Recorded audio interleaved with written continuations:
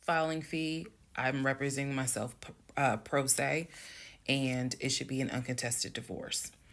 During this time, Legion had driven to Philly, lied to his family, and said I had cheated on him, that he caught me, and that the guy I cheated on him with was a law enforcement officer who used his gun to threaten him to get out the house. None of that was true. At some point while he was in Philly, he ran out of options in terms of where he could stay. Family members did not want him to stay with them. Apparently, a lot of bridges were burned, according to the female cousin I had talked to on the phone. So he left Philly and went to Augusta. Yes, what you were hearing is correct. He drove from Georgia to Philly, stayed in Philly for about 3, 4 days, left Philly, drove back to Georgia, went to Augusta. Keep in mind, if you have lost your notes at this point, he was raised in Philly and did high school in Augusta before he went to California. So he has family in Augusta.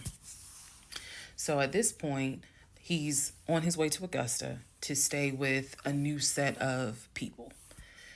The reason why this is important is because what I have is a divorce settlement agreement. That divorce settlement agreement has to be signed by the two of us, where we are basically telling the court, look, this is what he's keeping, this is what I'm keeping. I need his signature. Let me repeat that. I need his signature because I wanted a very quick and painless divorce, as much as it could be. So by this time, this is now around June 25th. So around June 25th, he's now in Augusta. He had left the house June 17th. So between June 17th and June 24th is the trip to Philly, then leaving Philly, coming to Augusta. My aunt and my little cousin get in the car with me, and I drive to Augusta with a rag on my head, some sweatpants, and a tank top because it's July, so it's hot. But we ride to Augusta. I had spoken to him. I had said, I just need you to sign this piece of paper, and he was like, I'll get to it when I get to it. No, no, no. We're going to get to it as quickly as possible. So if that means I got to drive to Augusta tomorrow morning at 7 o'clock, I'm going to do that because I need that signature. I ain't tell him this. This was my attitude. Sure enough, went ahead, drove down there. I met him at the UPS store in Augusta. It's in the same Kroger shopping center. They had a notary there because I needed the papers to be notarized. So he pulls up. It's only been a week since I last saw him. It has been months since my aunt saw him. Okay? She had no idea of the condition that he was in. Again, I'm telling y'all, when I met him, when he met my family, he was like a size 3X. In just a short span of time for a week, he easily could have been in an extra large, maybe even a large, but was wearing 3X clothes. So he has told me this whole time, he didn't know I had spoken to his family. Okay? Probably need to put that in there. He did not know I had spoken to his cousin. So he was telling me that he had a place to stay. He was staying with some family members, and everything was cool. He told me he was going back to Augusta because he had a job. That's what he told me. The family member, the cousin, told me, oh no, it's not that he had a job. We kicked his ass out because he's still lying. And we don't want anything to do with him. So when I saw him get out the car, I immediately knew, you probably have not washed in 3 days. I'm not overreacting. His nails had not been cut, so his nails were a bit long. He smelled like the Chattahoochee dump on a hot summer Georgia day. He stunk so bad. And for a moment, I did not recognize the man that I was legally married to. I did not recognize him. He almost looked, what's the word? Emaciated. If I may be saying, I may be mispronouncing it, but the way someone looks when they have lost so much weight and it's almost like your skin and bones. He looked, obviously he looked homeless. He smelled homeless. And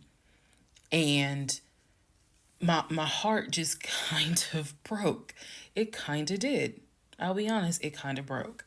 It did not break enough for me to not get that signature though. So when he walked into the UPS store, you clearly could see that some of the people were like, let me get away from him. Me, I just was like, okay, so I just need you to sign right here, and I just need you to sign right there. Okay, and then a woman named Lauren came over and notarized the papers, and then we were done because he signed the divorce agreement. He didn't even read it. Reason why I'm pointing that out is because he didn't read the part where what's left in the house now belongs to me.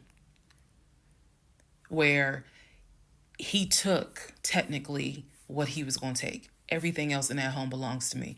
Remember, I told y'all he had left all his Invicta watches. He had left all his WWE championship belts, his Jordans, a lot of his clothes, his Cole Haans. He had left all that stuff. He never even read the divorce agreement. So he signed it. I signed it. Lauren notarized it. We leave the store and I said, have you eaten? And he was like, yeah, I ate. It's just, my knee. So again, he's talking about the knee, but if you saw him, you would know there's way more to it than the knee. So I said to him, look, since you met me here, let me give you some money so you can get you some chicken nuggets. Yeah, that's what I said. You can get you some chicken nuggets. So I believe I gave him like $5 or $6. Go get you some chicken. I think I Zelled it to him, actually. Just go get you some food. Then because where he parked was not far. It was like, okay, I'm parked here. He's parked in front of me in the other row. So there's that aisle that you can drive down. So I walked him to the car. And I saw the condition of the inside of the car. And that's when I knew he's been living in his car. He's been living in his car. So clearly, I no longer had a question of, so where's this offshore account? Where's the U.S. bank savings account? Where's the checking account? Didn't have that question anymore. Because if you had money, you wouldn't be living in your car. You would not be in the same clothes that you were in when you left my house on June 17th. And this is now June 25th. So he was like, I'm going to be all right. I'm about to start a new job. I'm going to be cool. I got a family member I can stay with. Everything's going to be okay. All right. I said, I will let you know when the divorce is granted. I said, I will send you a copy of the divorce decree. And he was like, okay. He said, well, how long you think that's going to take? I said, I'm not sure. I thought I had to wait 30 days before I could file the divorce agreement settlement form. And then the judge would grant it in 30 days.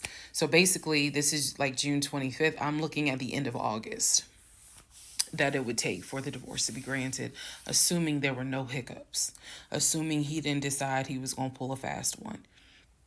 So I told him, I was like, I'm going to file this, and then once we get the divorce decree, I'll send you a copy. He said, okay. He got in his car. I got in my car. I drove all the way back home, and he went to wherever he went. Next, housekeeping and missing pieces. So housekeeping, first and foremost, as much as I know you all have enjoyed this series, and some of you have told me how entertaining you have found it, the story will be done this weekend. So in other words, I don't care how many parts I gotta film, it will be done this weekend. We're not going to drag it into the new week. So I just want to let everyone know that. So please be sure to tell your sisters, your mamas, your aunties, your cousins, your best friends, hey y'all, go ahead and watch all the parts, because she's saying she's wrapping it up this weekend. But I'll leave the playlist up, so don't worry. Also, let's see. I'm sorry for the people who were like, I keep talking really slow. I didn't know that I was, and they're like, you're just long-winded. I'm very detailed. So that's probably what you're feeling, is that I'm detailed and I'm trying to get everything out, again, in a responsible manner. So, you all have asked me if I will do a live. Yes, I will. I don't have any issue doing a live. I feel like if you're going to put the story out there, you know you're going to get questions. So if you stand on business and you stand on what you said, do the live. So yes, I will do a live, and I will let you all know when I'm gonna do a live. So it won't just be some random shit. I will actually do a live and let everyone know. So that way, if you have questions, bring them. The issue with doing a live is that I need moderators. So because I just anticipate a lot of people have questions and I'm just one person, and I don't want to be accused of she's ignoring my question, which means there's holes in her story. Y'all, we all know how TikTok is. So, but I will absolutely do a live. That's the housekeeping. Missing pieces. So when I said before that it's important to me that I'm responsible in how I tell this story, meaning I'm clear and I go in detail, I realized that I left out some missing parts. And it was brought to my attention by a number of you. Thank you, because I'm all for accountability. I did not go into how my ex-husband, Legion, left the condiment company and then went to Apple. I also did not go into detail on when my mom came to visit. Both of those were in the month of April.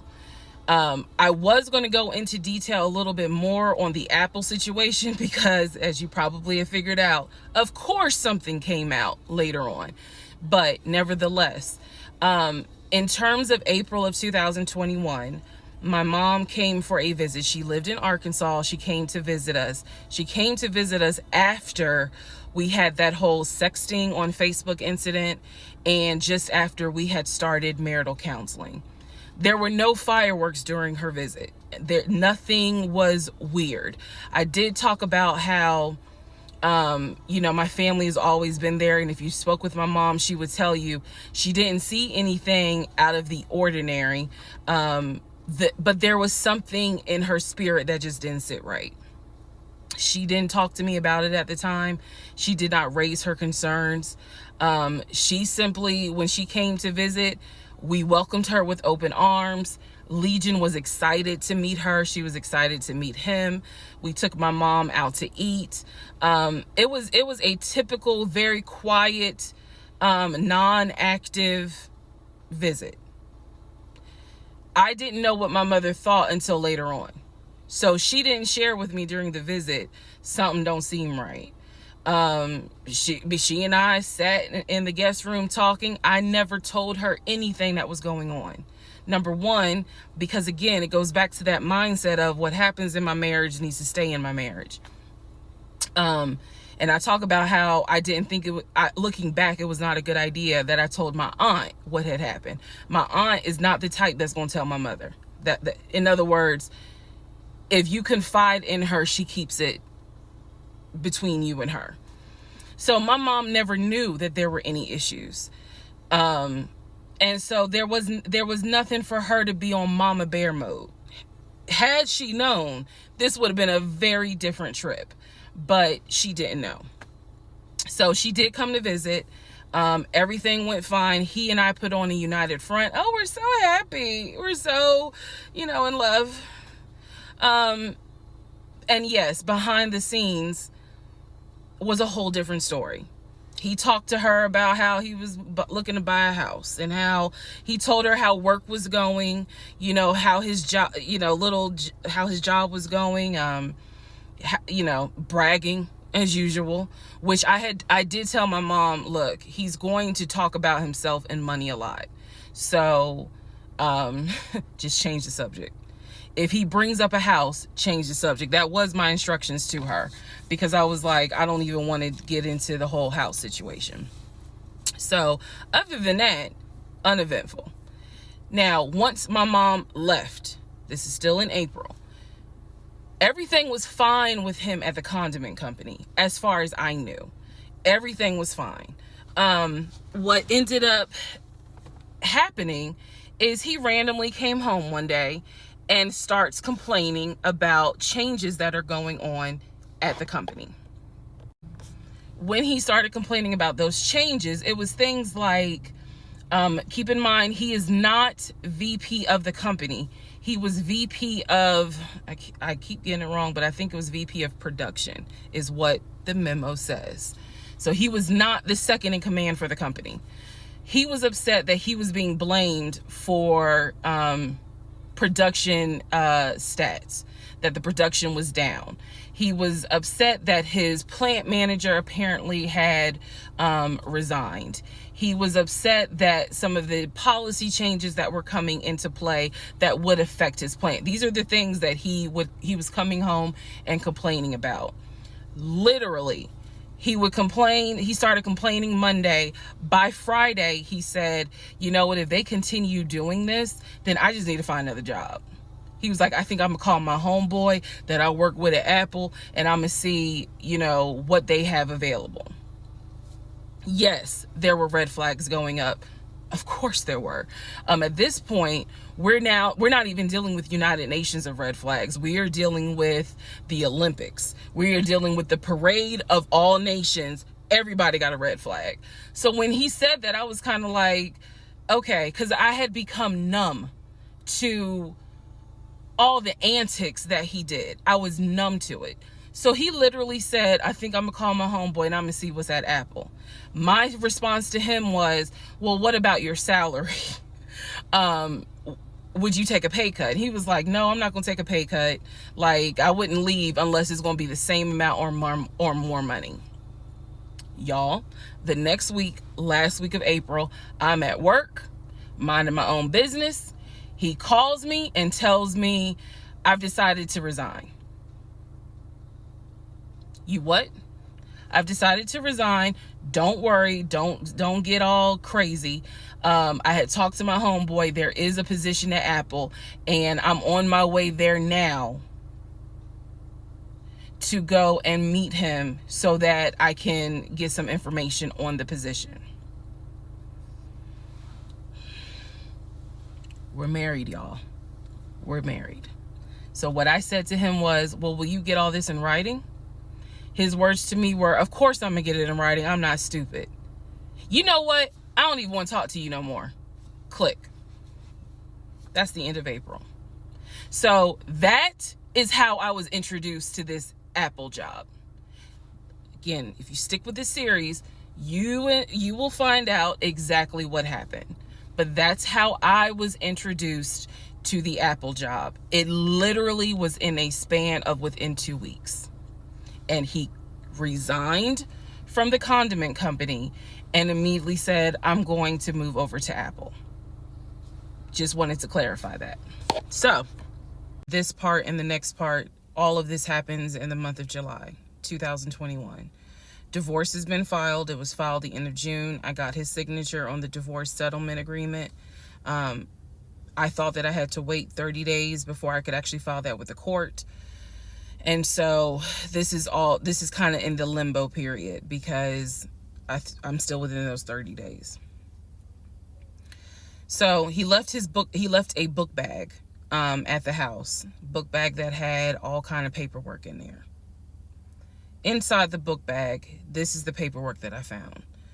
Number one, I found a packet from the condiment company where it showed his 401k contributions. It also stated in there that he had been terminated. So he was terminated from the condiment company according to the paperwork in the packet that I saw in the book bag that he left at my house. Also in the book bag were paycheck stubs from a previous job where he worked at a cemetery. the same cemetery that he took me to show me where his grandmother and grandfather were buried. So let's go ahead. I'll do this video and say this is what he told me. This is what I confirmed. He told me his grandmother and grandfather were buried there. He showed me a headstone with a family name on it. If you go back in previous parts, I talk about it. The truth is they are not buried there. He is of no relation to the people who are buried at that particular gravesite. Only reason why he knew about it is because he had worked there. Also in the book bag, it was a copy of a driver's license that he had. The address on the driver's license, now this I still don't have an answer to, but the address on the driver's license was the same address as the cemetery, because I looked it up on Google. Also in the book bag was paperwork from another construction company job, meaning it was paycheck stubs from another construction company here in Atlanta that he had worked for. It did not have dates on it, so I don't know when he worked for the construction company. Also in the book bag paperwork was unemployment paperwork. So it looked like he had been receiving unemployment just before I met him. I met him in March. It looked like he had been receiving unemployment January and February. So once again, let's confirm. He did not work for the condiment company for 6 to 7 years. Also in there were scraps of paper from a temp agency where it was information on the job that he had been placed at. Where was that job? The condiment company. He would be a forklift / loader is what it said.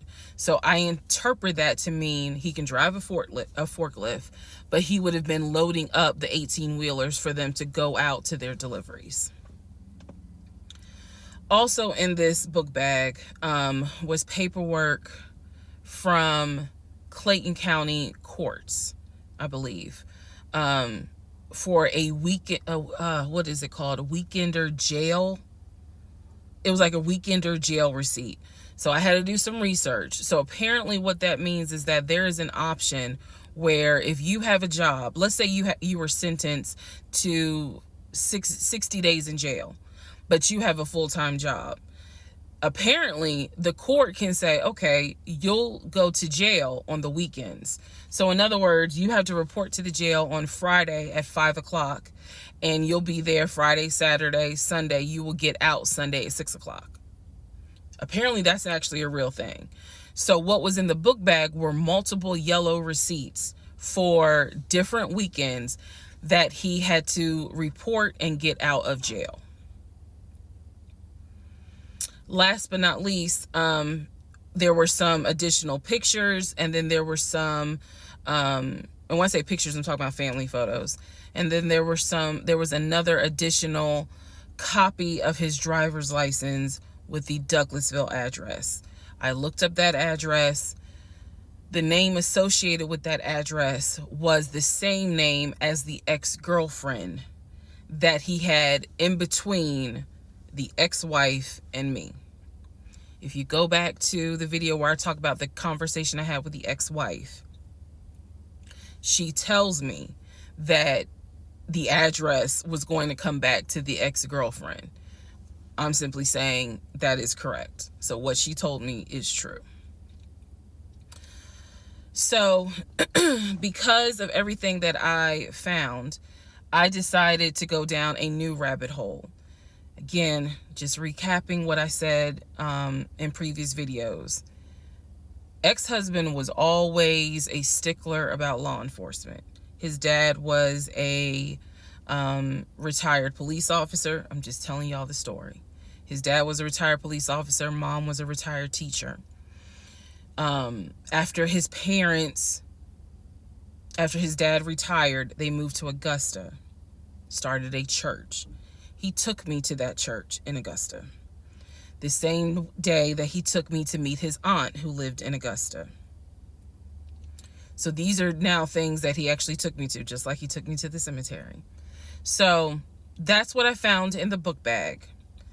The weekender jail receipts. I went ahead and went online to find out exactly why did he have to go to jail for the weekend. And I'm going to end this part here.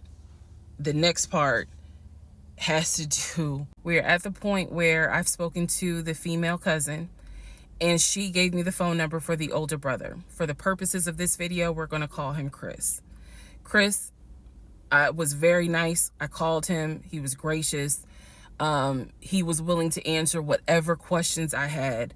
And what he said to me was, he said, my brother has always been a liar. He's always been a liar. He said, but ask me what questions you have and I'll confirm what's real and what's not. First question I had was, when was the last time you spoke to him? Without missing a beat, Chris says, 2015, just after our mother's funeral. I explained to him about the phone calls, the fact that Legion would be on the phone for 35 minutes, laughing, talking to Chris, relaying messages from Chris to me, and relaying messages from me to Chris. Without missing a beat, Chris says he was never talking to me. And he said, now I am going to say this. Maybe he was on the phone, but he was not on the phone with me. He said, because he knows that if I ever see him, I'm going to whoop his ass. And I'm laughing because obviously Legion loves to say I'm going to whoop somebody's ass. So for the people who are confused, like, wait, what does this mean about the phone calls? What this means is, every single time that my ex-husband was on the phone, holding his phone like this, talking, laughing, cracking jokes. Hey, my wife said that, we can go later on this evening and all this other stuff. Every time they were doing things like that, every time he was having a phone call or conversation that he claims to be with Chris, no one is on the phone. No one's on the phone. That is what that means. So I'm on the phone with Chris. My mind is spinning. It is blowing up like a volcano. I mean, I'm going crazy. I'm going crazy because what this means is that for the past 4 or 5 months, every morning that he is having a phone call with his brother Chris, I am now understanding in real time that phone call was completely fake. So Chris tells me maybe he was talking to somebody else, but it wasn't me. He said the only family member that Legion actually talks to is the twin. And that's only because for some reason, I guess it's their twins, he helps him out when he needs it. Legion only calls the twin when he needs money. And the twin, according to Chris, now this is the part that might blow some minds. The twin brother, the one that is older by 20 minutes, is VP of his company, is married, drives a luxury car, and lives in like a 4 or 5 bedroom house in Nashville. So Chris is saying to me, he was like, it sounds like he took the identity of the twin and was trying to act like that's his life. And it's not. He was like, that nigga ain't never had no money, ain't never kept a job a long period of time. And he was like, and you're telling me that he claims he was VP of a company?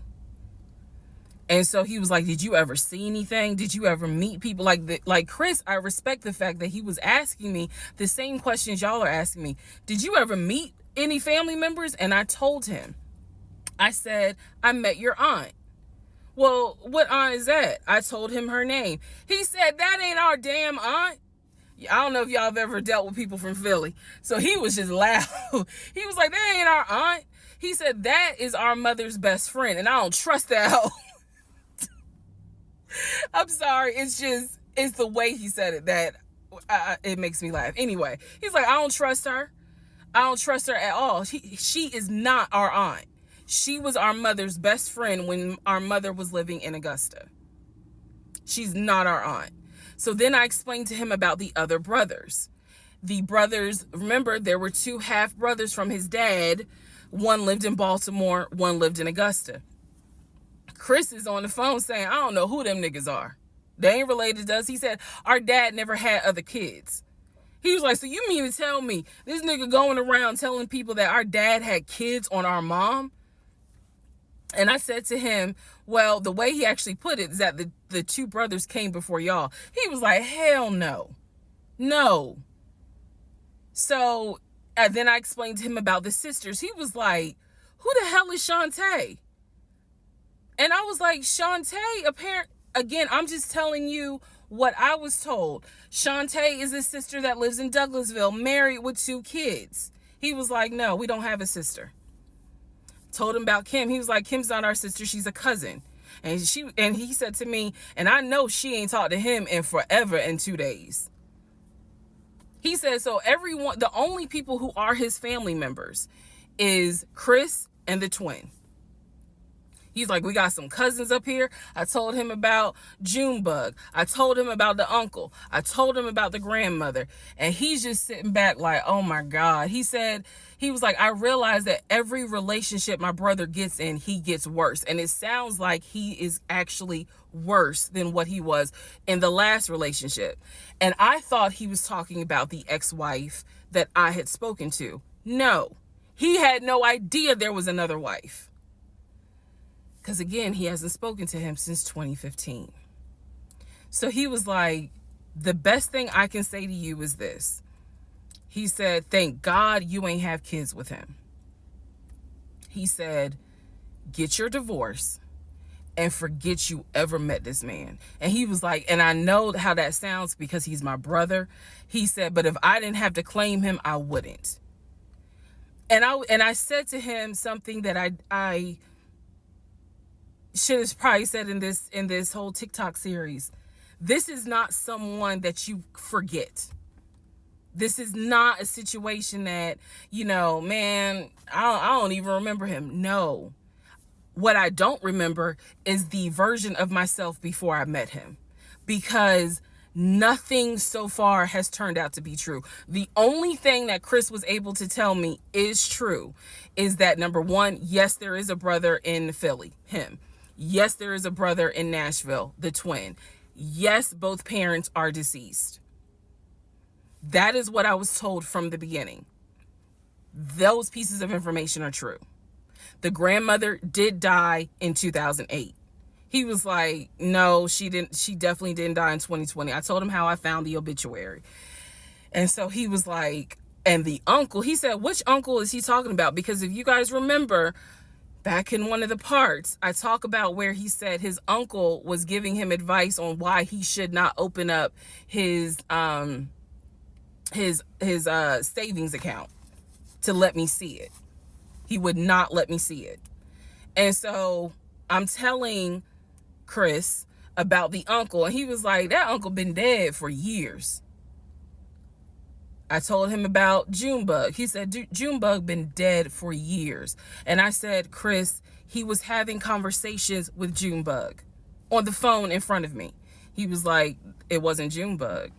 He said, it sounds like my brother was making up the conversations. He said, he definitely was making up the conversations with me. He said, hell no, I ain't gonna be on the phone at no 6 o'clock in the morning. So the conversation with Chris solidified that this is the actual family tree. And no, there were never any conversations with his brother every morning when I was getting ready to go to work, which will then lead into some other stuff. So Chris has confirmed that he has not spoken to Legion since 2015. So now we know that the phone calls that Legion was having every morning on the phone with Chris when we were, getting ready to go to work, the phone calls were fake.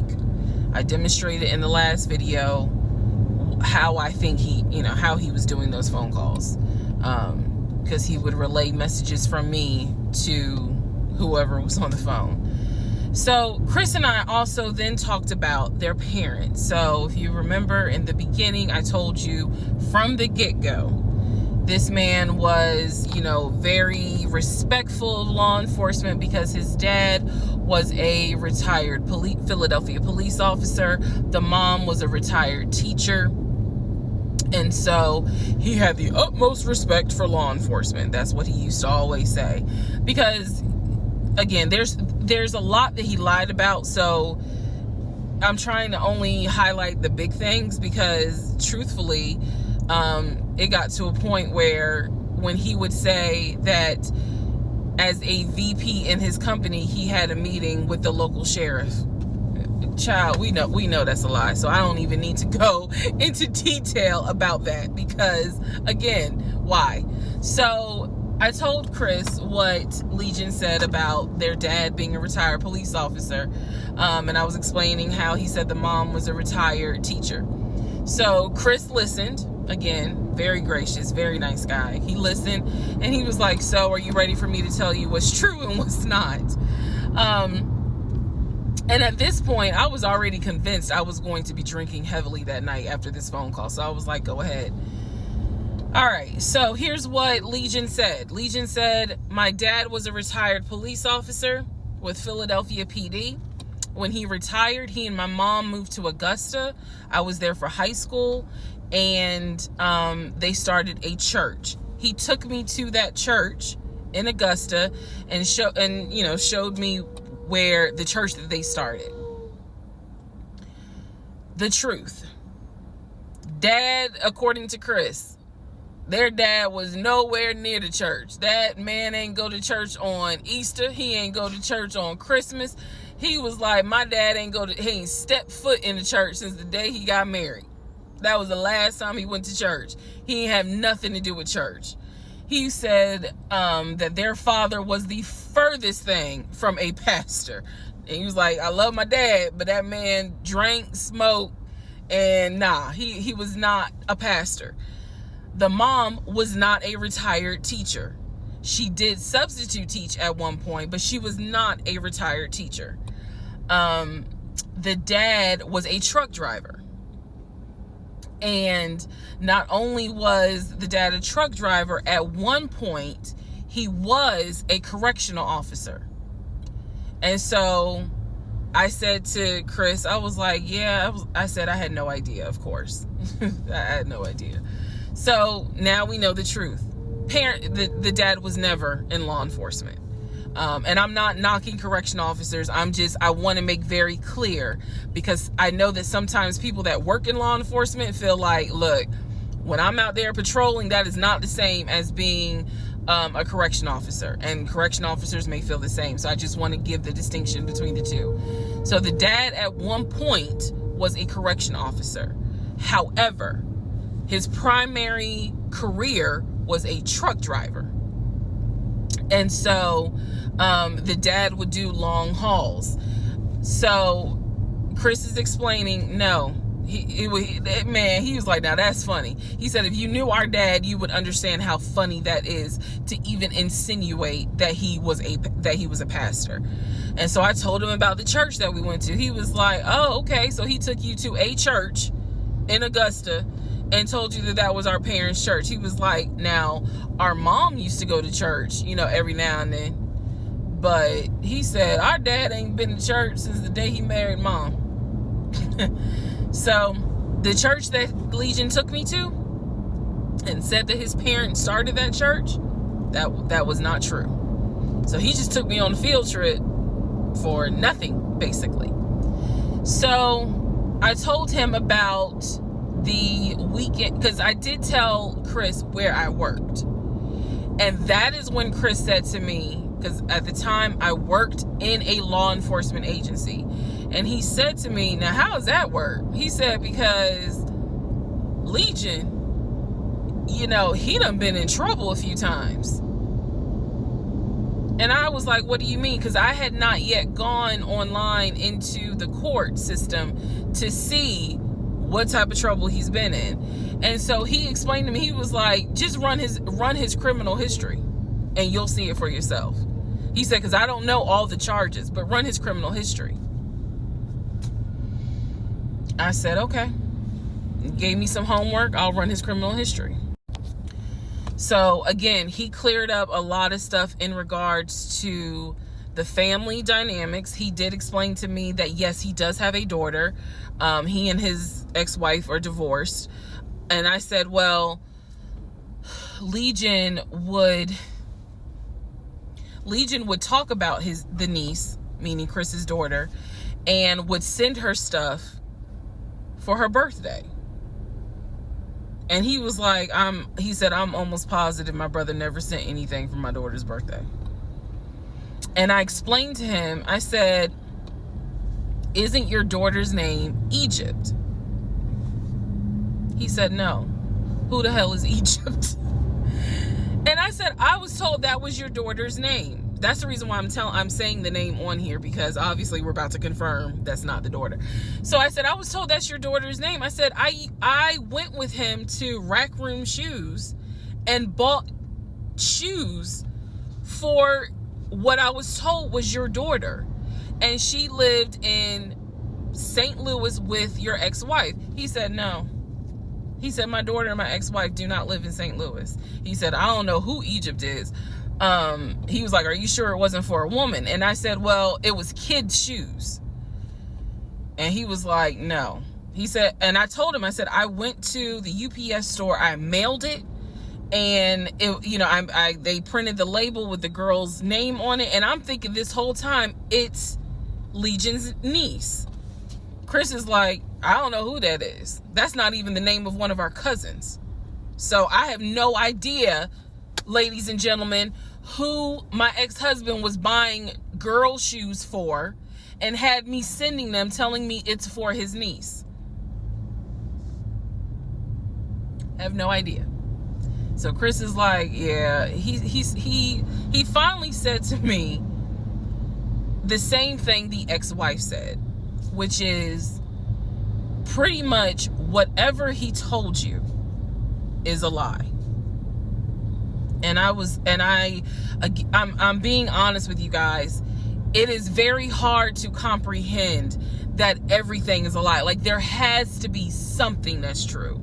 I'm like, how was he paying? If he wasn't working at the condiment company, or he got fired from the condiment company, how was he still paying the bills? Keep in mind, we never joined our accounts. He wanted to, but we never did, because he wouldn't show me the offshore, the savings account, which of course never existed. So I'm just trying to figure out, like, I know that I saw his checking account, I know that I saw his savings account, and he had money in there. Something had to be true. Something had to be true. And Chris was like, no. He said, it sounds like everything my brother said, everything that he told you was made up. He said, those phone calls were definitely made up. He said, I don't know who Egypt is. That's not any family member of ours. I don't know who Shantae is. We don't have a sister. He said, we don't have half brothers. He was like, I'm telling you who the family members are. He said, I am so sorry that my brother put you through this. So now let's go into the next part. Still July of 2021. I finished going through the book bag. There were some other folders with papers in there. He had left the work phone. What I actually found out was that it was not a work phone. It was simply a secondary personal phone.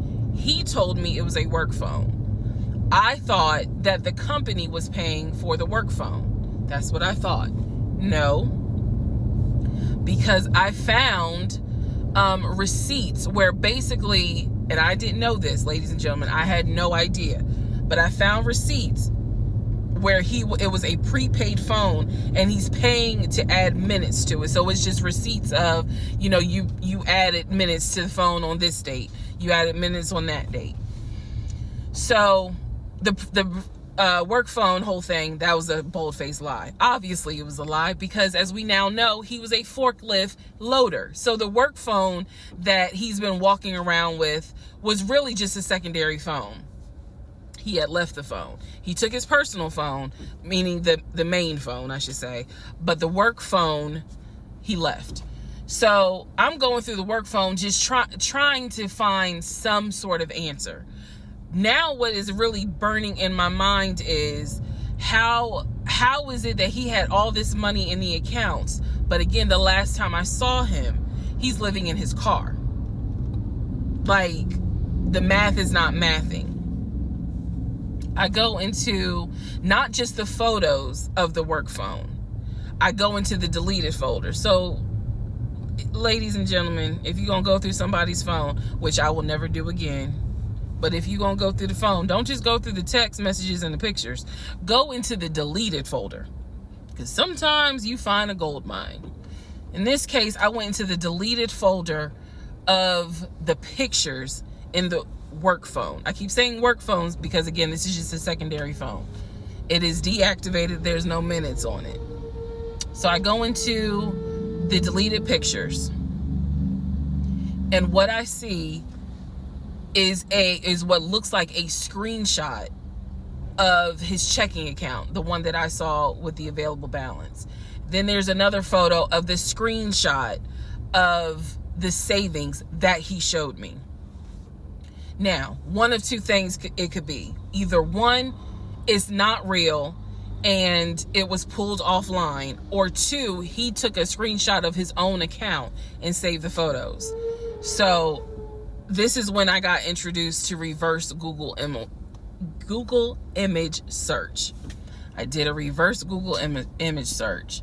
Sure enough, as you probably have figured out, some of you, because I read it in the comments, what he showed me when he turned his phone around, showing me his available checking account balance, was nothing more than a screenshot that he had found on Google.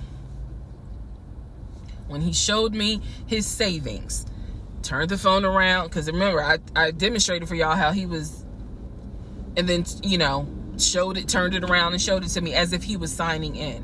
When he did that, he was simply showing me a screenshot that he had taken from Google Images. Because when I did a reverse Google image search with those two photos, the checking and the savings, it came right up. It was nothing more than just Google Images. In my phone, I didn't even need this because, again, I already knew that he was not a VP regional manager, but still, for shits and giggles, I did a reverse image search of the charcoal BMW. Remember, I told y'all he had sent me pictures of the company car. Nothing more than a screenshot he had taken off of Google Images. The house that he showed me that he had in San Diego, Google Images. So, what we can now confirm is anything he showed me when he's turning his phone around is nothing more than an image from Google Images at this point. The checking account, the savings account, Google Images. The house, Google Images. The company car, that charcoal gray BMW 5 Series, Google Images. So at this point, I realized, okay, nothing is real. And I wasn't so much in a rage, to be honest with you. I wasn't in a rage then and there, as much as it was, I really truly had a moment where I said to myself, oh my God, what the fuck have I let in my life? Like, this is not even human at this point. That's really how I felt. Like, again, as someone who, I studied psychology, but I didn't graduate with a psychology degree. However, I have never dealt with a pathological liar. I have studied about them, but I have never come into contact with a pathological liar.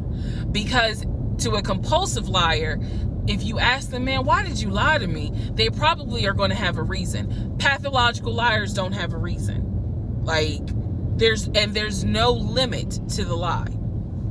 So I have now confirmed that at least 70% of everything that I thought I knew is now absolutely not true.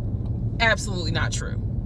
So in between all of this, I get a phone call from the aunt in Augusta.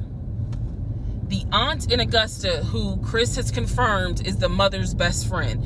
She is not their mother's sister or dad's sister. She's the best friend of the deceased mom. She calls me, and this is the one I have met. This is the one that Chris was like, I don't trust that hoe, anyway. So she called because she wanted to know what happened. She wasn't trying to be nosy or messy or anything like that. She's just trying to find out what happened because apparently Legion is trying to come stay with her.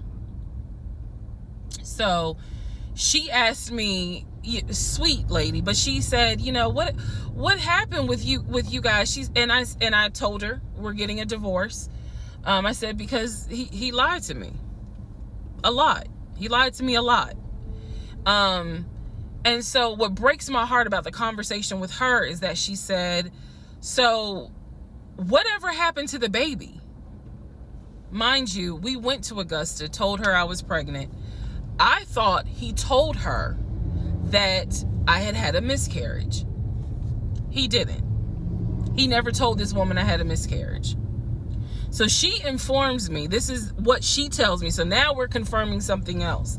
She tells me that on at least 5 times while I'm at work, Legion was driving to Augusta and telling her that he was going to visit the church of where the parents allegedly the church that the parents started.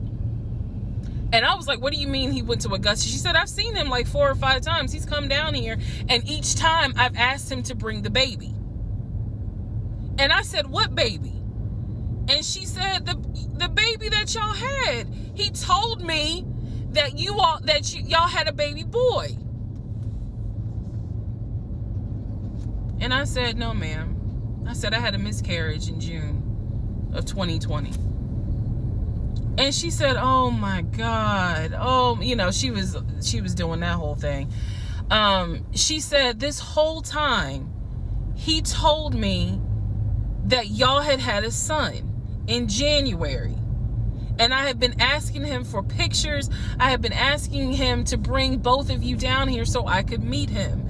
And he always had an excuse as to why he wouldn't bring the baby. And the last time he was in Augusta, he said that he was leaving you and he was taking the baby with him and that you were at work. I am not making this up. That is what that woman told me. And I just was like, no, ma'am. None of that is true. There is no baby. I said, with the aunt, again, she's telling me that Legion has been keeping up this lie that we had a son. I have let her know, no, ma'am, there was no baby. We did not have a baby. And I said, I thought that he told you. And she said, he's told a few people that you all had a baby. And she said, because I know some people were trying to send a gift to celebrate the birth. I didn't know anything about that. Didn't know anything about that. So she said, he's trying to come stay with me. She said, but I don't think I want him to, again, she's an older lady. She's like, I don't think I want him to come here because I don't really want to get involved with his divorce again. And I said, what do you mean again? I said, are you talking about the previous wife? And I said the previous ex-wife's name. She said, I don't know who that is. I'm talking about Latanya, that one, the first one. And I said, well, what happened? Do y'all remember I said in my previous video that I read their divorce records. He had filed for divorce and they had a temporary protection order against each other. I said that. So now the aunt is on the phone saying that she had to go to court and testify on Legion's behalf in regards to the temporary protective order. And I was like, well, what happened? She said they got into a fight with each other. And she slapped him. And I said, well, do you know why they got into a fight? And she said, yeah, apparently he had lied to the wife and it was something major and they got into a physical fight. And she said that woman almost beat his behind. And so he asked the court for a temporary protective order. So now I'm just getting the backstory on how that TPO was even came into play. So I told her, I said, Miss Christy, we'll call her. I said, you don't have to worry about that. I said, we're not, he's already signed the paperwork. We're not fighting. I don't have it in me. I don't. So I said, I'm not going to tell you not to have certain people in your home, but I am going to tell you that I'm just barely kind of discovering exactly what the lies are in regards to Legion. So if you feel comfortable having him in your home, then do it. I said, but I am going forward with this divorce, and once the divorce is final, I will have nothing to do with him. And I said, and I'm so sorry, that he lied to you, and kind of pulled at your heartstrings in regards to a baby. I said, there is no baby. So she said, so y'all are really getting a divorce? I said, and I didn't want to cuss to the older ladies, but I said, yes, ma'am. We are. And so we get off the phone. Also during this time, Legion would call me every now and then. Legion had no idea. I've spoken to his ex-wife. I've spoken to his brother. I've spoken to his female cousin. He had no idea. I have now, if we want to go through real quick and talk about what we can confirm. We can confirm that there is no sister. We already knew there was no baby. There was no VP job. Again, he was a temp, and apparently he was making decent money. So what I believe, and this is just what I think off of putting pieces together, I think that he made enough money to pay the household bills, because it wasn't as if the household bills were so expensive. He made enough money to live on his own. But instead of him living on his own, he's living with me.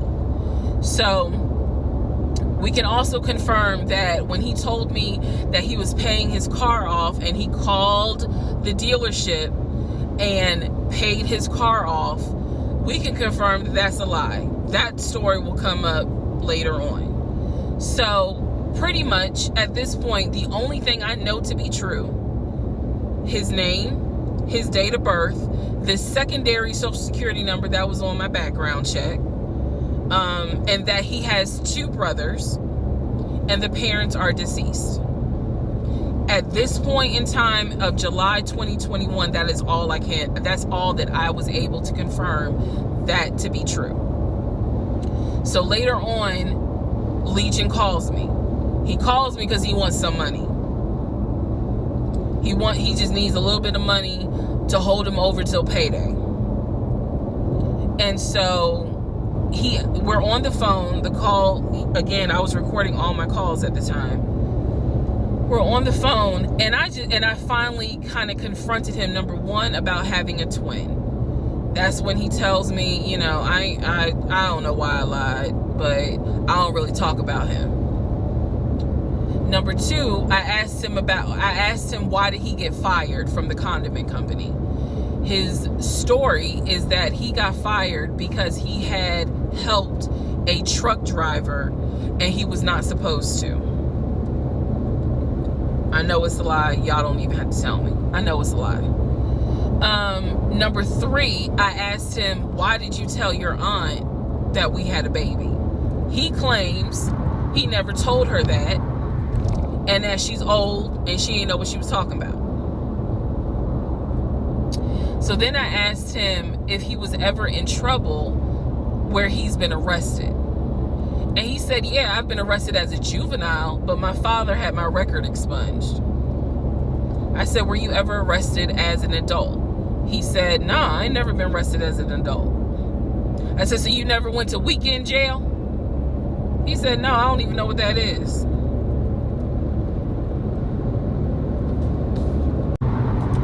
So he doesn't know what weekend jail is. That's his story. And so he was still standing by the lies he told me. So finally, I just asked him, and this is where let me just say it. I asked him, why the hell did you even marry me? Like, why? Why did you even marry me? Because you easily could have just stayed dating or been the boyfriend or just moved on with your life. Like, you didn't have to marry me. You didn't have to pull me into a marriage and make me think that this is what you wanted. This is what he said to me on that phone call. He said, I had to marry you. And I was like, no, you didn't. He said, yes, I did. He said, I knew full well from day one that there was no way you were going to stay my girlfriend for longer than a year. He said, I knew it. He said, I knew in order to keep you, I was going to have to marry you. Y'all, my jaw hit the ground. I could not believe he said that. And he said it so matter of fact. And I was like, that is the most fucked up thing you could. Earlier were filmed earlier today. And yes, I'm aware. It was brought to my attention. I had to make a decision whether or not to finish, keep my word, or stop, disappear. I mean, disappear. Okay.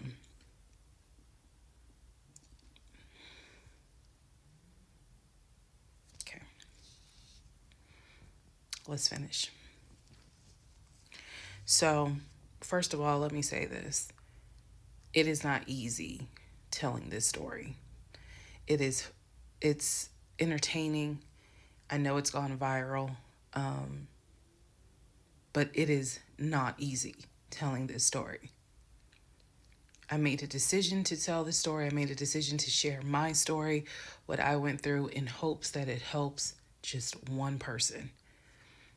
But I would be remiss if I didn't tell you all, it is not easy telling this story, to relive it, to face certain things out loud that I had to face internally. Just want to say that. So I will push forward to finish, but today got to me. The toll of this got to me today. So I know that you all are like, we're waiting on the next part. We're waiting on the next part. I appreciate that and I get it. Because if I was in those shoes, I would be waiting too and be like, where is it?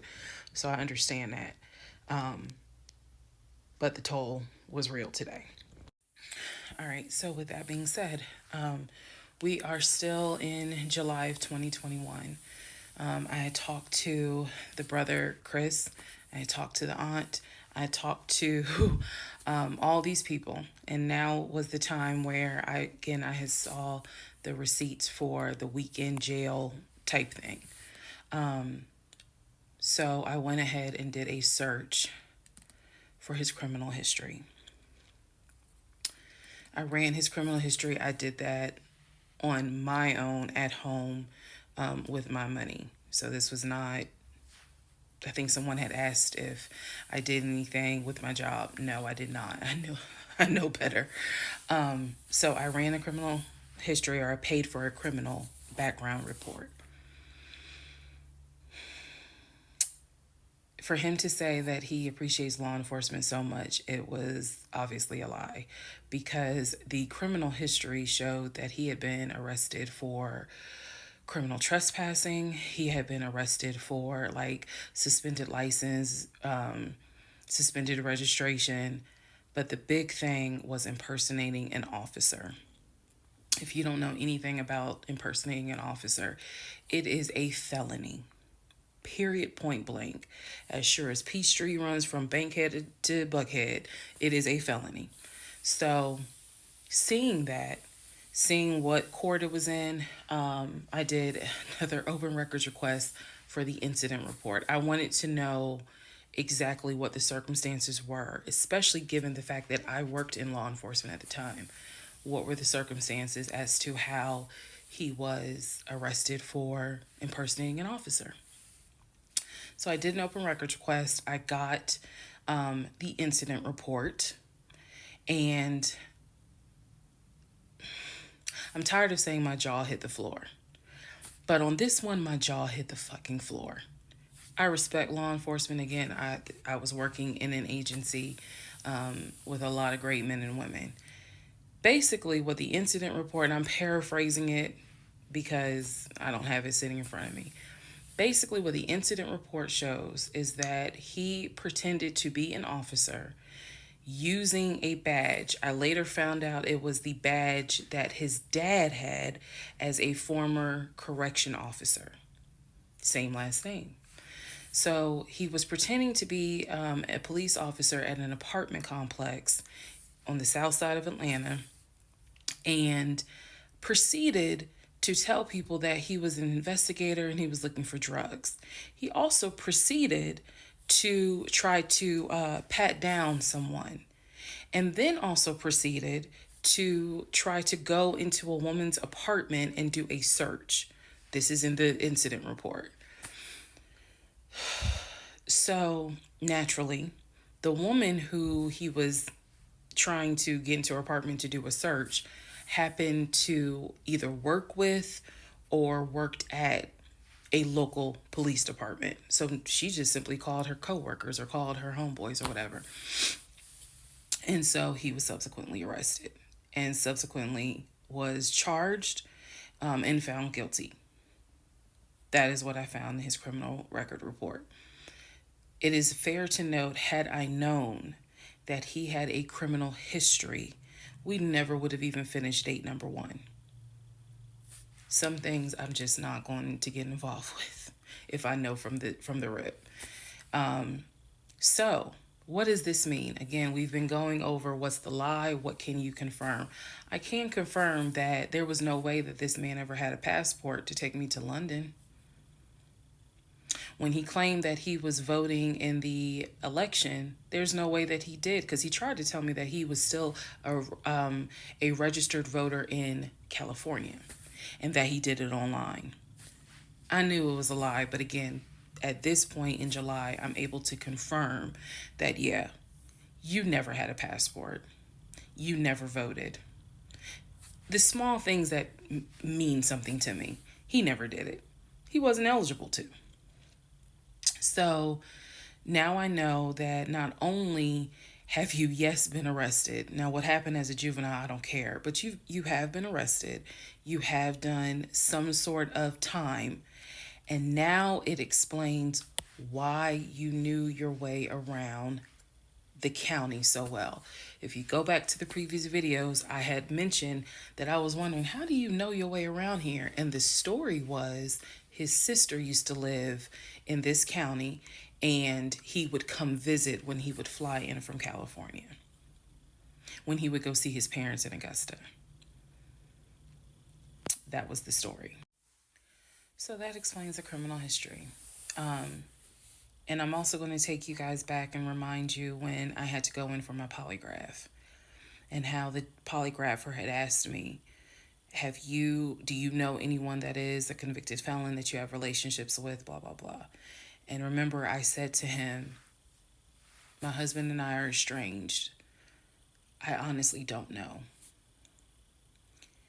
Fast forward to July, where I find out that yes, in fact, on top of everything, I was married to a convicted felon. Had no idea. No idea whatsoever. And it's nothing but the grace of God that I was honest with the polygrapher and telling him, look, I don't know what's in this man's background. To say that I have no idea who I married is an understatement. It is a complete understatement. It's fair to say, well, you only knew him for like 2.5 weeks before you quarantined with him. That's fair. And I can understand that, and I take responsibility for that. But in the big scheme of things, I had no idea. Now, end of July, August timeframe. During this time, Legion basically disappeared. Remember, I'm still waiting on the final divorce decree to come up. I'm actually waiting for the 30 days to be up so I can file the divorce settlement form. So I'm waiting on those 30 days to be up. I'm playing nice with him. I'm being cordial. I have done uncovered all kinds of stuff. But just in case he was going to act a fool, I was trying to be cordial. So I had spoken to him on like a Monday, and I was trying to get a hold of him for something, but I'm the one that initiated a phone call in the coming days. Never heard from him. Never heard from him at all. He wasn't. His phone was dead. It was going straight to voicemail, and I genuinely was worried. A few days turned into a week. By the time I hadn't heard from him in a week, because I knew he was not living anywhere but his car. That I knew that. So this is what happened, y'all. I first reached out on Facebook. Remember, even though he has told me that he had all these siblings, we know he didn't have all these siblings. But remember, I told y'all I had met the brother in Augusta and I had met the brother in Baltimore. These are people I've met. The brother in Baltimore I talked to on FaceTime. The brother in Augusta I've actually physically met, hugged, shake hands, all that. So I reached out on Facebook to people that I remember him talking about all the time. The friend Omar, the brother in Augusta, the brother in Baltimore, another cousin in Augusta. I was doing a search for these people's names, just like, hey, have you heard from Legion? The brother in Augusta told me, no, I haven't heard from him. I've been trying to reach him, but the phone's going straight to voicemail. I knew he was living in his car. So my brain was doing everything it could not to go on the deep end. I reached out on Facebook to the brother in Baltimore. And I said, hey, gave him my name. And I said, have you heard from Legion? Now, mind you, the brother in Baltimore and him have talked on speakerphone. I guess it's important that I make that distinction. They have talked on speakerphone. So I know that they have talked at least in 2020. So I said to him, again, according to Legion, they talk all the time. But I have heard them on the phone in 2020. So I said, have you talked to him? The brother from Baltimore informs me, no, I ain't talked to him. He owes me money. So I ain't got nothing to say to him. And I said, wait a second, like, he was telling me that y'all are brothers. He was like, man, he's like a brother. But I don't fuck with it. I don't fuck with him because he owes me money. So they had not spoken. This is now July 2021. They had not spoken in well over 6 months. So all the phone calls, this is what it means, guys. All the phone calls that he had with the brother in Baltimore in 2021 were not real. Then I reached out to the Omar guy. And I remember the story was that he and him known each other's years since California, worked together at the condiment company. I reached out to Omar and said, have you heard from Legion by any chance? Explained who I was. He responds with, and I'll never forget it, he responds with, no, I have not heard from him. I have absolutely no contact with him whatsoever. We are not friends, and I would appreciate if you do not reach out to me again about him.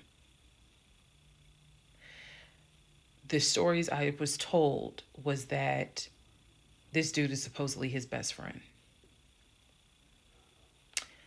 Shocking moment. So they had not spoken in years. They're not cool. He does not fool with him. Okay? Went on to the next person, a female cousin I had met.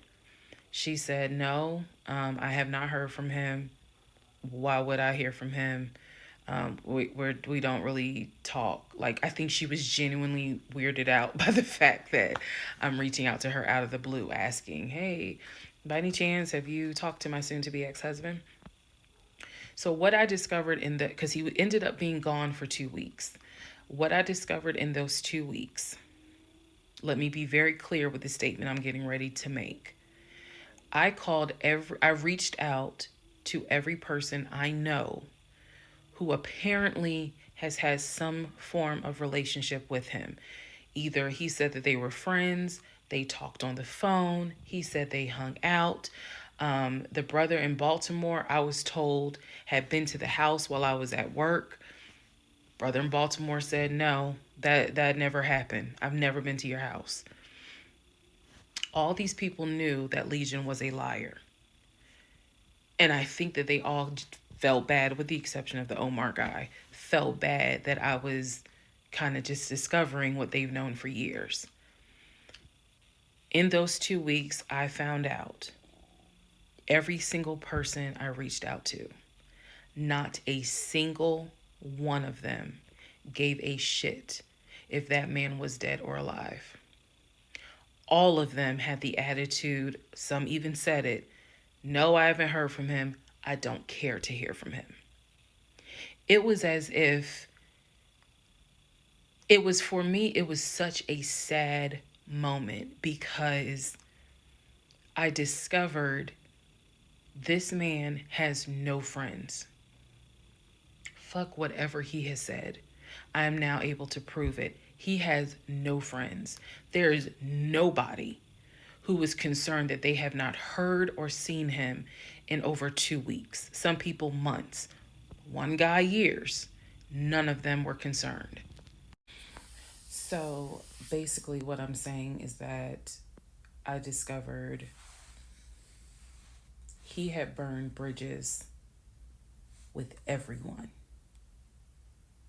Burned bridges with family, burned bridges with so called friends, burned bridges with fake brothers, fake sisters, fake aunties, uncles, everything.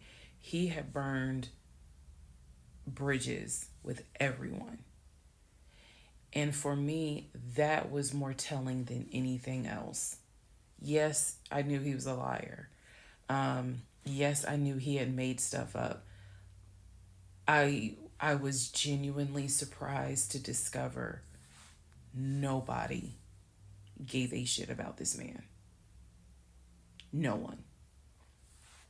I had never met every single family member, but the fact that he was living in his car, the fact that he wasn't bathing and was just had disappeared was shocking to me. So, where was he for those 2 weeks? Glad you asked. He had checked himself into a behavioral hospital in Augusta. Why? Not to get help. No. This is July in Georgia. It's hot as hell. It's sweaty. It's damp. It's humid. It's everything. He checked himself into a hospital so he could stop sleeping in his car for 2 weeks.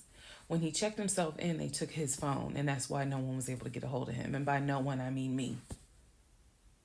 He checked himself into a hospital so that he could have a bed for a couple of weeks.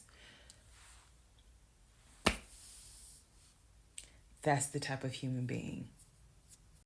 Missing in action debacle where he disappeared for a couple of weeks. Legion started calling and texting me, telling me that he was ready to come home. Yes, you heard that correct. So apparently, someone had told him that legally he did not have to leave the house when I kicked him out because it was a marital home and he had just as much right to be there as I did. So he started harassing and calling the shit out of me. He was calling, 30 times in 1 hour. He was Facebook Messenger calling me. Let me be clear. Facebook Messenger calling me. He was calling me so much. He was messaging me saying, I'm coming home. I'm going to get some money and drive up from Augusta. You have to let me in the house. It's not fair what you're doing. All this other bullshit. It was non-stop. He would start calling at 7 o'clock in the morning. He would not stop calling until 10 o'clock at night. He was calling so much, leaving messages, like I said, just straight up harassing me. So I reached out to attorney friends. I reached out to local law enforcement. Local law enforcement informed me, well, technically, he's right because he is still legally your husband. Our divorce had not been finalized at this point. The paperwork had been sent in. I was just waiting on the judge to give me her signature, but it hadn't happened yet. So the local law enforcement did tell me if he comes back, our officers would have to let him in the house. You don't have to stay there. They gave me different options. I mean, I was trying everything in the book because he is saying I'm coming back to the house. I told him, do not come. You were not welcome. I'm not letting you in the house. Again, the locks had been changed, the code had been changed. So I told him, if you come to this house, step foot on this property, I'm calling the police and getting you arrested for trespassing. You should know about that. He was adamant. He was adamant that he was allowed back in the home. He didn't know the conversations I had with local law enforcement, but somebody was in his ear telling him, nah, you can go home because she's not allowed to kick you out. Okay. So I didn't know when he was scheduled to come because he was trying to get the money for the gas to get back to Clayton County. I tried everything I could. Basically, what my options were simple. Let him in the home, and I can stay in the home, put him in a room, just have no dealings with him. But again, I don't want to be under the same roof with him. This is what the local police told me. I could have an officer go room to room and let his body cam film the room to see the condition of the house. And if Legion showed up, I would leave the house. I can go to a family member's home and stay there. This is literally in August, right before my lease is up. So I was already moving. I had already secured another home, did exactly what I said I was going to do, moving to Cobb County. So I just needed a couple of weeks before I vacate the home. So the other option was, again, have the officer film the home with the body camera. That way it shows what the condition of the home is at the time that he moved in. So if anything gets messed up, I can sue him. What am I going to sue him for?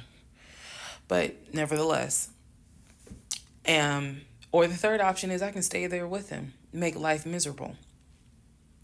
So my plan was the option of have them film the home. I was not staying in the same house with him. I didn't care.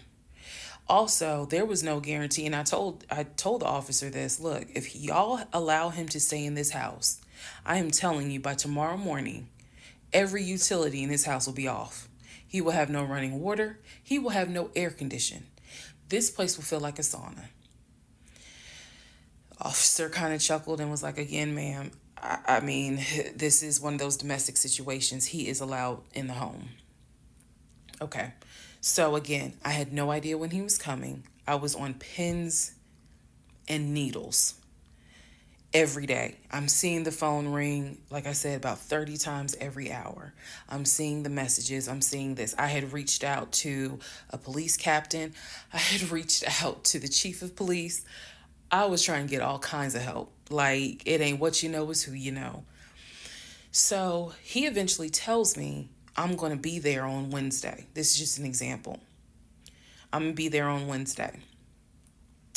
I had been calling a police captain who was really gracious, really kind, and was trying to help me because I was like, bro, I just need 2 weeks and I'm out of this house.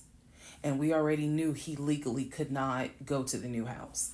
I was trying to see if I could move in early to the new place. The landlord was like, I really can't let you. So I felt like I was running out of options. He's saying he's coming. He's saying he's coming. He's adamant he's coming. I guess somebody felt sorry and gave him some gas money so he could drive from Augusta up to Clayton County.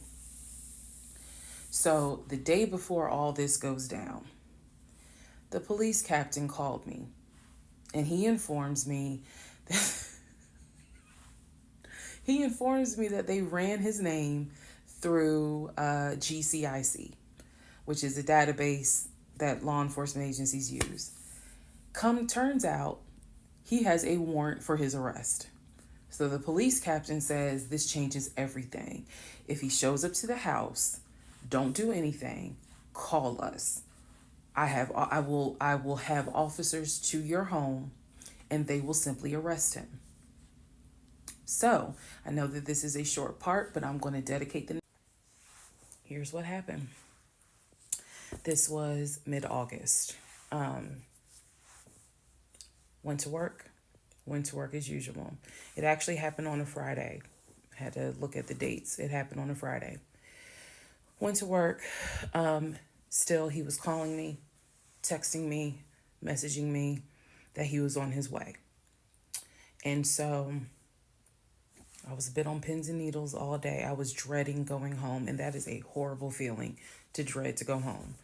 So he had called me and said that he was at the house in the driveway.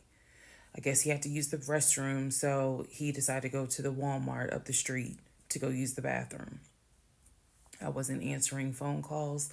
I wasn't answering text messages. I simply called the police captain. I said, hey, he's saying that he's at the house. The police captain himself drove by the house, but I believe he drove by the house when Legion went to Walmart to use the bathroom. So the police captain was like, I don't see anyone there. But again, when you get home, if he is there, do not engage. Call us. Okay? No problem. Because I got you on speed dial. So I go home. I'm on the phone with both my mother and my aunt on a 3-way call. They're both like, oh my God, what do we need to do? I drive into my subdivision. What he did not know was that he had backed into the driveway up against the garage. Normally I park my car in the garage. But what he didn't know was that at the time I was driving a fleet car. So I wasn't even in my normal car. And I know that he was waiting to see my car, the Nissan Altima that he helped get, pull in to the subdivision and then pull in towards my townhome. That didn't happen. Because I'm in a different car, he didn't recognize it. So when I turned onto my street, as sure as it is hot in Georgia in the summer, that man was sitting in the driveway in his Ford Taurus. Okay? So I live at the time not far from a cul-de-sac. So when you go straight down, you just turn around the cul-de-sac to come back up. So that's exactly what I did. I went to the corner, turned off so that I can see the house, but he would not have been able to see me. I went ahead and called 911. I was very calm, told them exactly what the captain had told me to say. I was like, my name is, the address is, I need police here because my ex-husband is here. He is not supposed to be here. And I feel as though I am in danger. She said, okay. She, again, regular phone call. She said, we're dispatching police to your home. As soon as I hang up, I then call the police captain. He immediately answers the phone. He says, we just got the call. I'm sending 4 officers your way. Okay, good. Get off the phone, call my mom and my aunt back because they were both like, call us back. Call them back on 3-way. I continue to sit there until I see 4 officers, 4 cars pull in and stop just in front of my house. So then I ease up. He gets out the car, I guess, trying to see what's going on. I explain to the officer that walks to my window. I say, this is what's going on. So I was trying to sound extra law enforcement smart. I was like, check him through GCIC. You're going to find that he has a warrant out for his arrest for a violation of probation. And the officer kind of smirked because she was like, we know. We already checked GCIC. The captain called us. So I was like, okay. So anyway, they tell me to sit in the car. They go up to the window of the car and get him, ask him to step out of the car. He does. When he stepped out the car, I was like, oh my God. I hadn't seen him since the end of June when I met him at the UPS store. And he looked bad then. He was still in the same clothes. When I told you guys when I met him, he was like a size 3X. What got out of the car was easily a medium or large. Easily. That is how, and it makes sense because, he probably wasn't eating. Let's set for somebody gave him $6 for chicken nuggets. But what got out of the car was something I didn't even recognize. So he gets out of the car, they arrest him. There was no incident or anything like that. He was arrested peacefully. They put him in the back seat. My neighbors are all looking like, what is going on? And so the officer comes up to me and she said, he's asking to speak to you. Do you want to speak to him? I said, yeah. So she walks with me. Keep in mind, she's wearing a body cam. So she walks with me to the window. They put the window down. And I remember looking at him. I was like, I told you not to come. And he said, I just wanted to get my stuff. I just wanted to get the TV. I said, what TV? The TV that you gave me in the divorce? And he was like, yeah, that TV. And I said, it's mine. You gave it to me. I have the fucking text messages proving that you gave me the TV. And I'm trying not to scream because the neighbors are all watching. And he was like, I know. I just needed my stuff. I'm sorry. I'll never bother you again. I'm sorry. And so I look at the officer and I was like, you have me out here with 4 fucking police cars. You have embarrassed me to no end. You have made a fool of me. And you got the audacity to now be like, I'm sorry. I'm like, fuck, you're sorry. So the officer was kind of like, okay. I said, I never want to see you again. He was like, you won't. I'm sorry. I'm so sorry. So I walk off. The officer is like going through the stuff that was in his wallet. They took it out and put it on the roof of the car. So the stuff that was in his pants, like his wallet, his keys, they put it on the roof of the car when they had him get out the car. And so she's just like, I said, did you catch all that on body cam? And she said, yeah. I said, he gave me the TV. And she said, yeah. She's like, we're going to take him in and we'll have somebody look at him, because in her words, she said he's definitely having a mental episode right now in the back seat.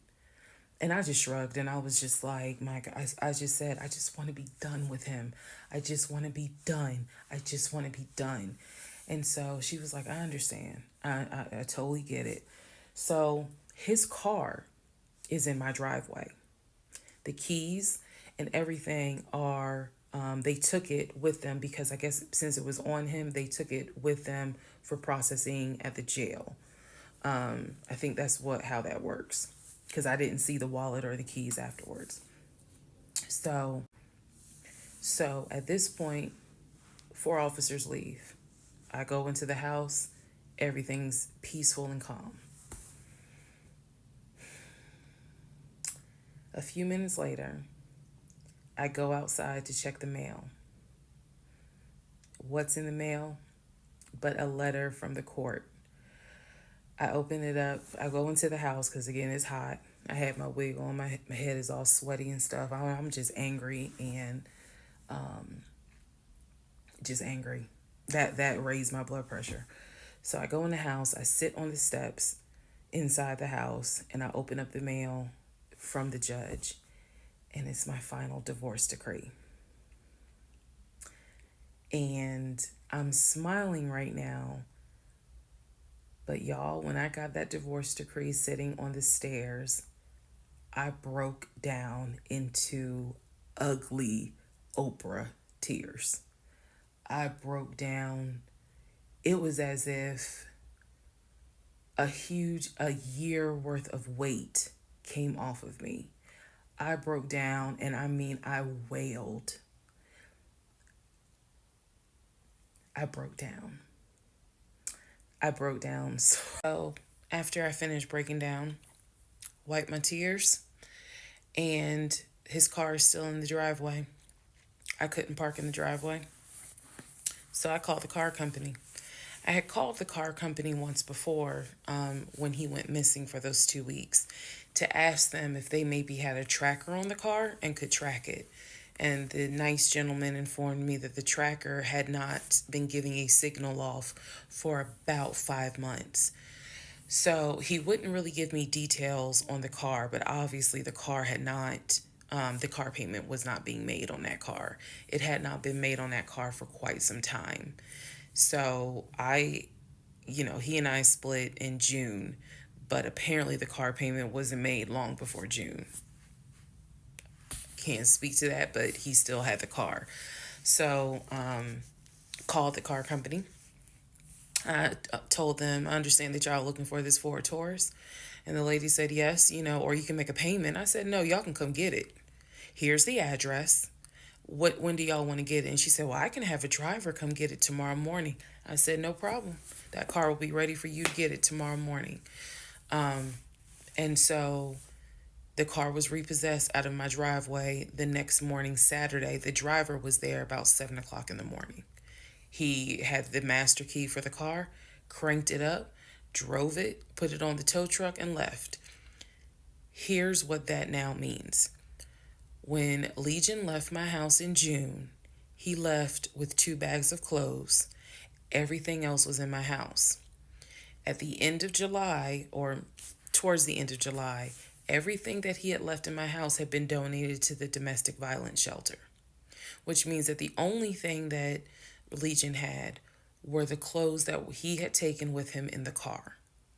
When he got arrested in my driveway, all of his clothes were still in the car. And when the car got repossessed Saturday morning, all of the clothes were in there. Which means that when he went to jail, whenever he got out, he only got out with keys to a car he no longer had, a wallet with probably no money in it, and the clothes that were on his back. Everything else was gone. Now we can fast forward to what happened around August 29th. So I was scheduled to move August 31st. Remember, I'm moving up to Cobb County. We had been checking the court documents. He had a court date scheduled for around August 29th or August 30th. I don't remember the exact date. The court time was supposed to be around 9 o'clock in the morning. My mom was watching the court filings online, and according to her, because I missed it, they showed him on the screen because this was still during Zoom. They showed him on the screen, and then he was ushered out of the court into like a back area, and an attorney spoke on his behalf. Between the time that he had been arrested and the time of the court date, I had never in my life slept so good. Truthfully, never slept so good. I was officially divorced. I had no ties to him. There was nothing in the house of his there was nothing of his that was still in the house. I felt free.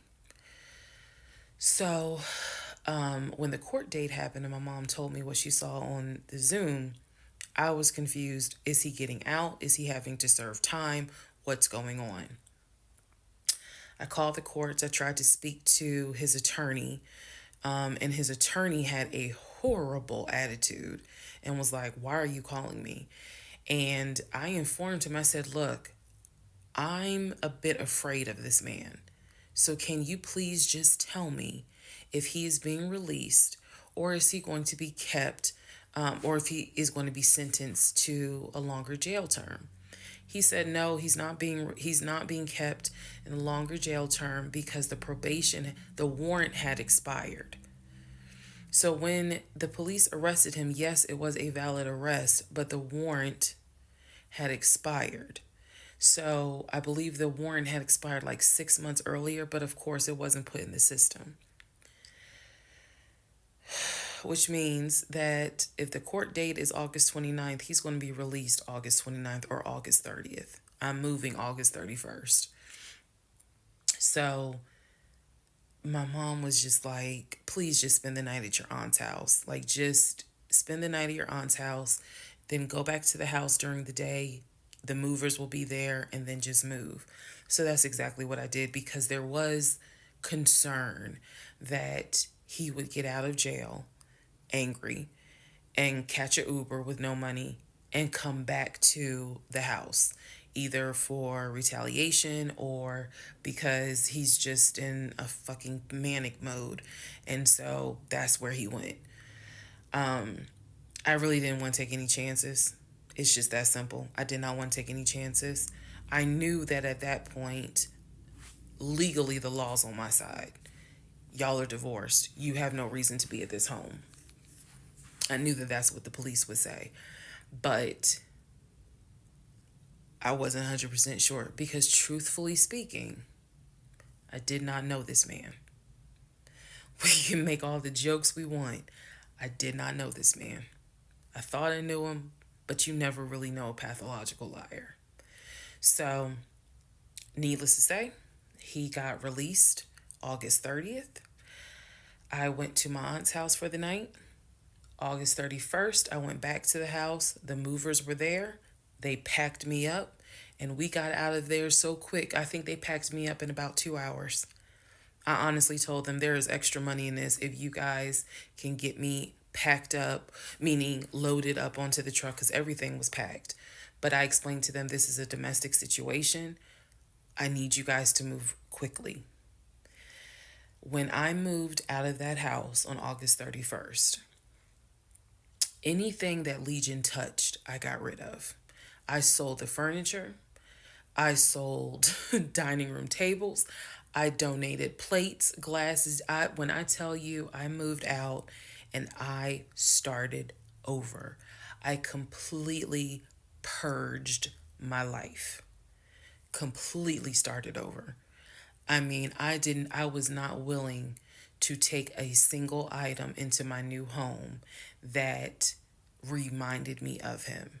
From the dishes in the kitchen to the towels in the linen closet. When I tell you Amazon and Ross were my best friends, I mean they were my best friends because I could not fathom moving into a new home, a new space with anything that reminded me of him. I sold the bed, got a new bed.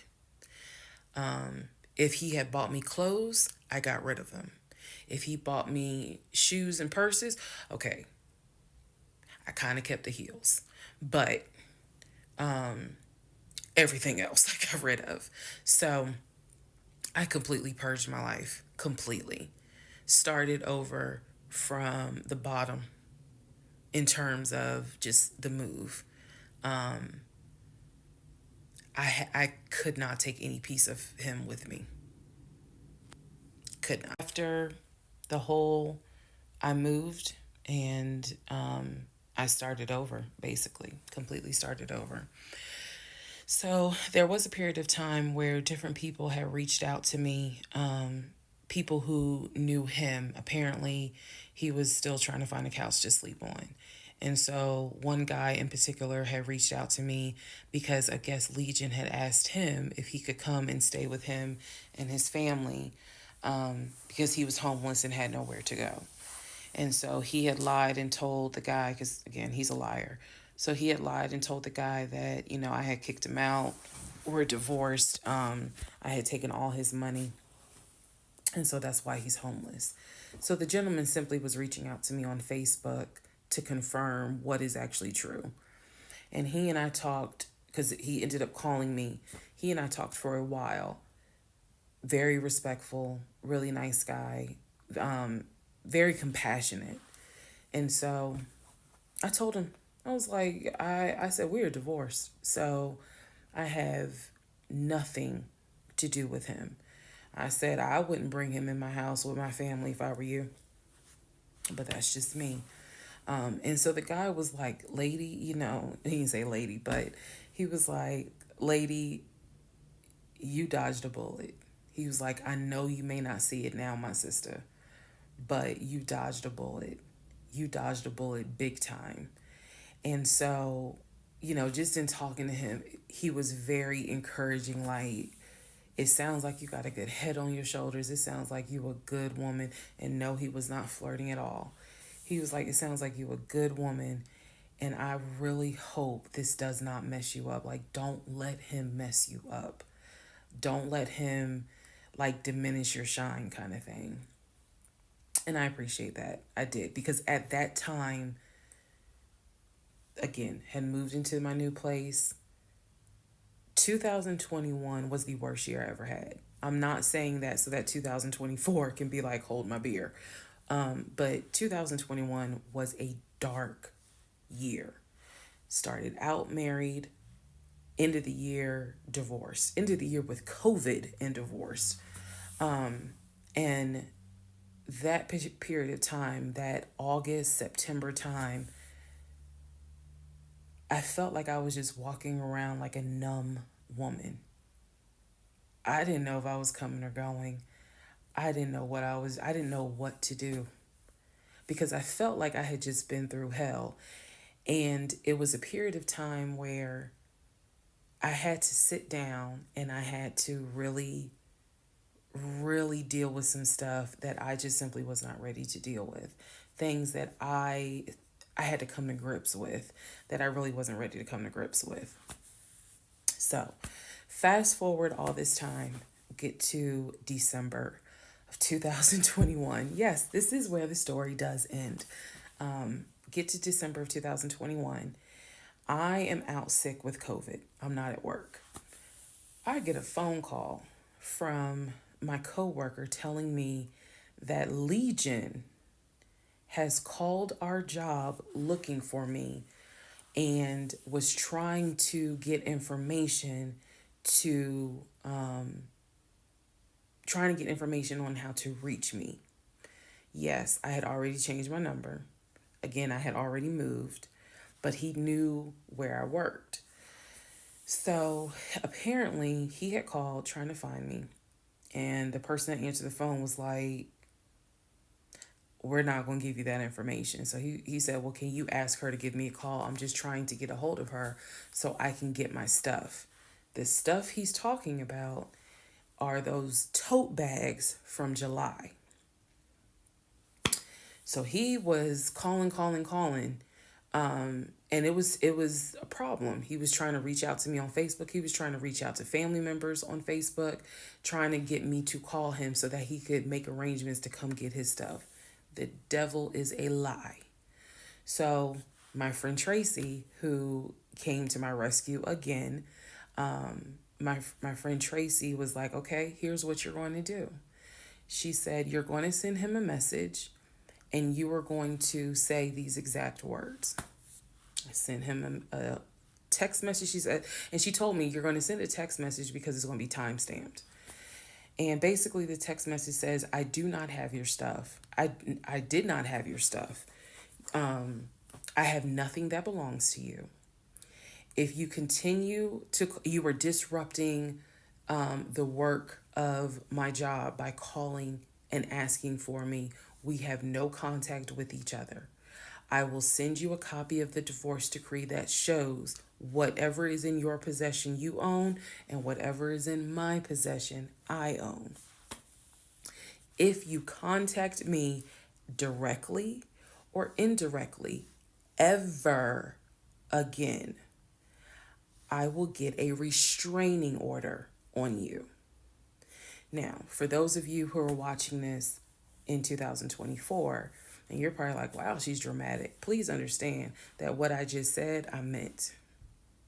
I mean that. If you ever try to contact me directly or indirectly, I will get a restraining order. I have it in writing. I've always had it in writing. And if I need to rewrite it again in 2024, I will, because the boundaries still stand.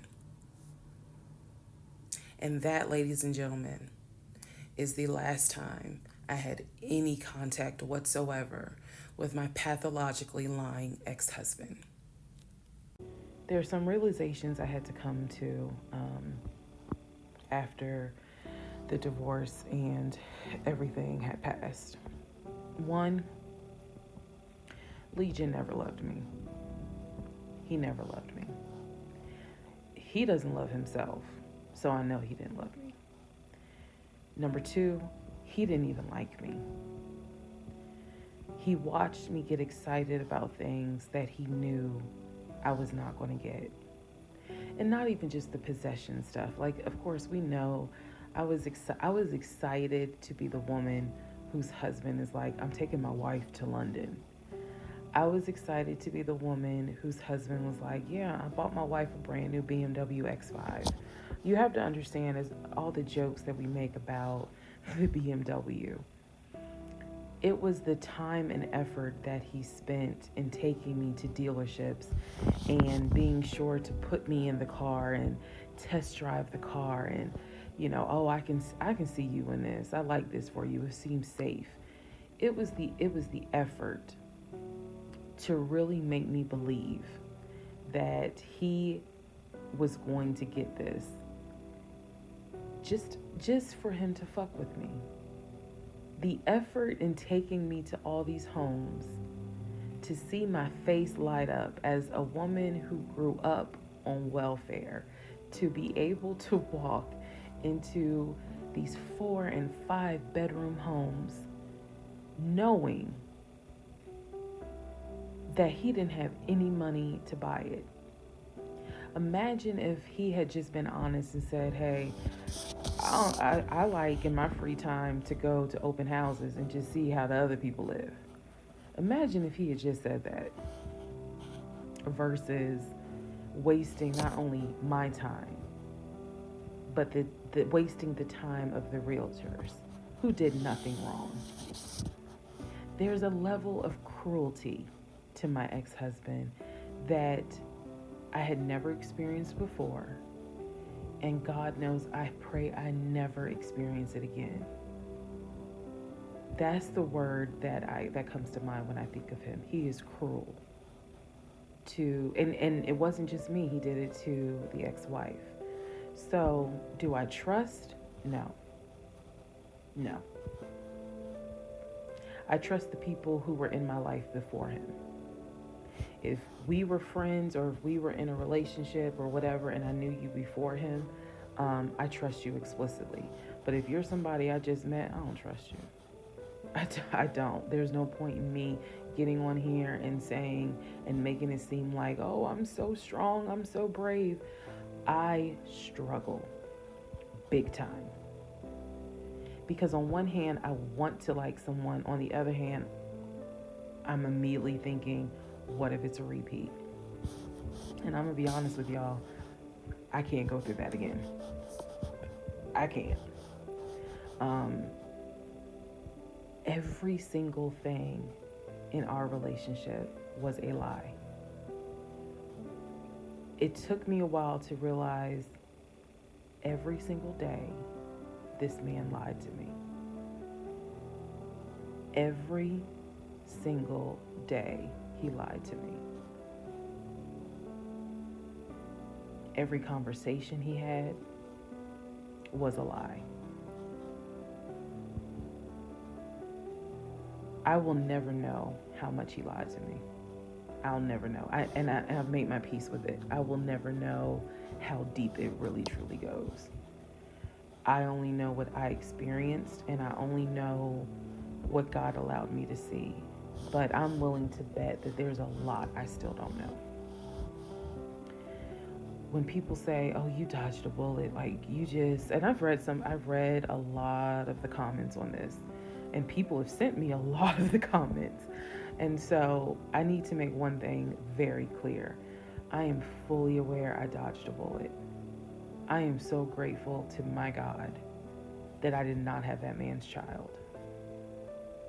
I'm sorry if that offends some of you, but it's the truth.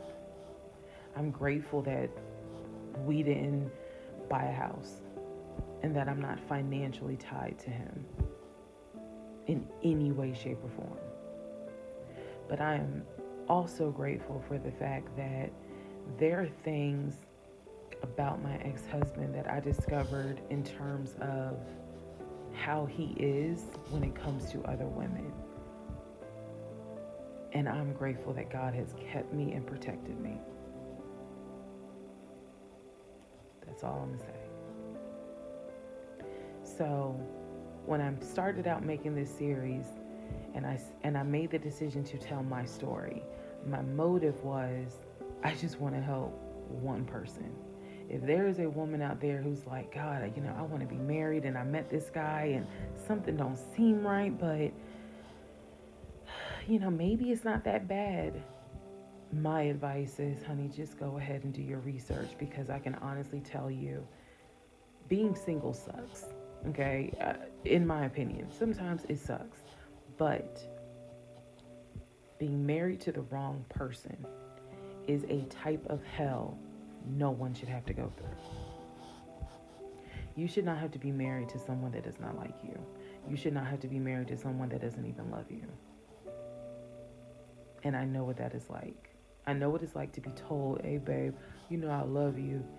And yet, I swear, I think that man sat back in the recliner with his WWE Championship Roman Reigns belt and laughed his ass off at me every day. Like, damn, she really believed it. Ha, ha, ha, ha, ha. I do. I really do think that. My radar was broken because I am an intelligent woman, and I know that I know better. And I still sometimes ask myself, how the fuck did you let this happen? How did you let this be your story?